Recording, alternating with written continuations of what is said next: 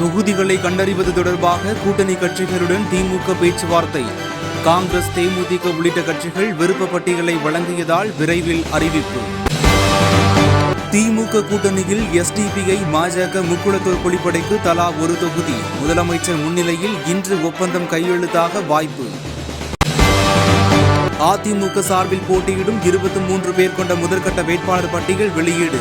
16 எம்எல்ஏக்கள் உட்பட 21 முன்னாள் அமைச்சர்கள் அதிமுக வேட்பாளர்களாக அறிவிப்பு.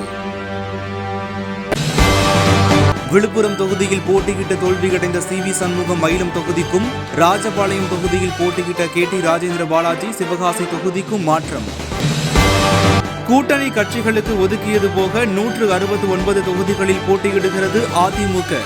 14 அமைச்சர்களின் தொகுதிகளில் வேட்பாளர்களை நிறுத்தாமல் கூட்டணி கட்சிகளுக்கு ஒதுக்கினார் எடப்பாடி பழனிசாமி. புதுச்சேரியில் வரும் ஏப்ரல் 3ஆம் தேதி தேர்தல் பிரச்சாரம் தொடங்குகிறார் பிரதமர் மோடி.